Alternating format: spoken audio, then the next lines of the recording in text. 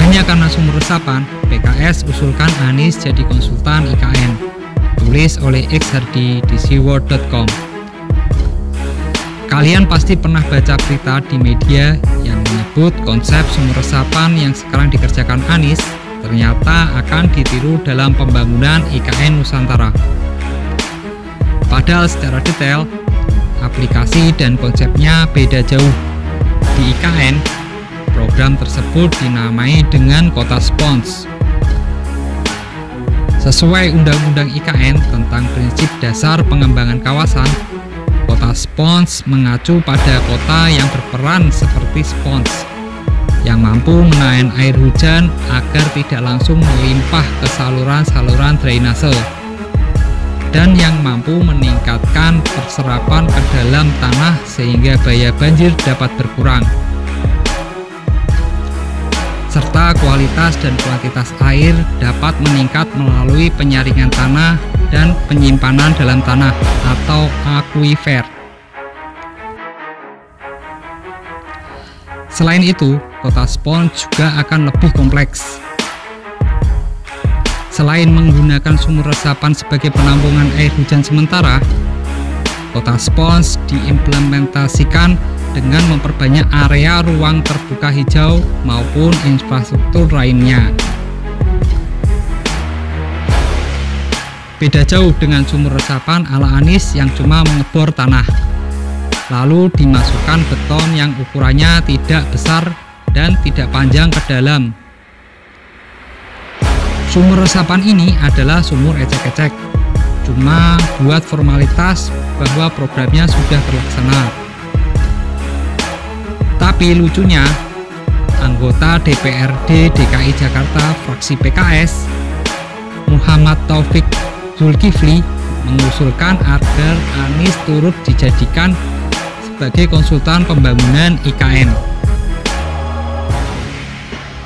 IKN menerapkan konsep kota spons atau kota yang menyerap air.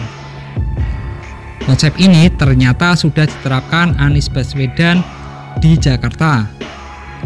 Hanya beda istilah saja. Bagaimana kalau Pak Anies diangkat jadi konsultan IKN? Tanyanya. Dia bilang, sayangnya konsep sumur resapan yang digagas Anies sempat mendapat kritik tajam dari sejumlah anggota Dewan dari PDIP dan PSI.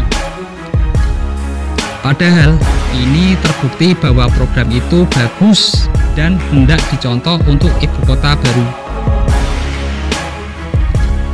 Anggaran untuk sumur resapan dipangkas habis untuk APBD tahun 2022.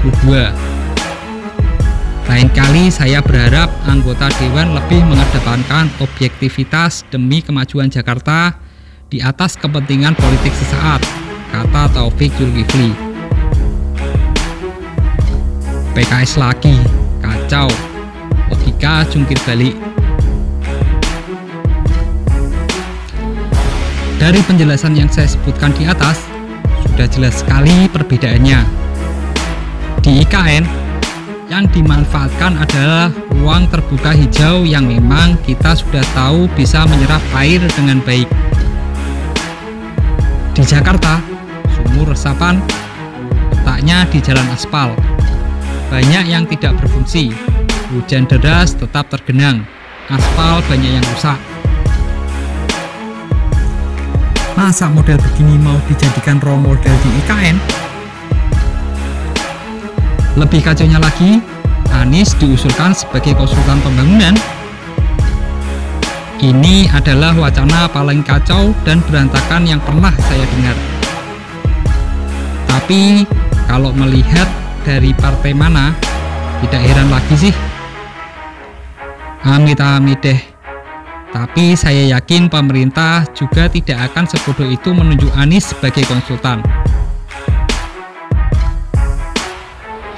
Karena dia hanya cocok jadi konsultan tata kata dan ngeles. Jadi, kalau ada pihak yang mau ngeles, cuci tangan, melarikan diri dari tanggung jawab, silahkan angkat Anies jadi konsultan. Dijamin hasilnya memuaskan atau garansi uang kembali. Lagi pula pemerintah kan sudah pernah memecat Anies dari jabatan menteri. Sudah tahu bobroknya, masa mau ngangkat lagi? Ini kan tidak mungkin terjadi. Ibarat kita punya satu karyawan yang tak bisa dipercaya, tak becus, lalu kita pecat. Apakah mau pekerjakan dia kembali di masa mendatang? Dan lebih lucunya lagi, bukankah PKS partai yang paling gigih menolak IKN? Lantas kenapa mengusulkan Anies jadi konsultan pembangunan IKN? Ibarat lu menolak, tapi malah mengusulkan orang lain yang lu suka untuk terlibat dalam pembangunan IKN. Dan kalau itu terjadi, maka lu setuju dengan IKN. Ini logika sampah dan munafik.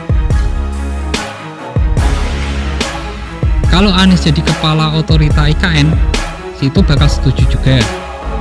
Munafik kuadrat. Sadar dirilah, Anies itu tidak becus. Dia jadi gubernur karena keberuntungan. Kebetulan ada sentimen agama yang sedang terjadi pada Ahok saat itu. Kalau tidak dibantu gerombolan penjual agama itu, Anies tak akan jadi gubernur. Kalau tidak ada jurus ancam tidak mensalatkan jenazah, belum tentu Anies bisa menang. Mempercayakan Anies dalam pembangunan IKN sama saja bikin IKN amburadul. Cukup Jakarta saja yang diacak-acak, jangan lagi merembes sampai wilayah lain. Bagaimana menurut Anda?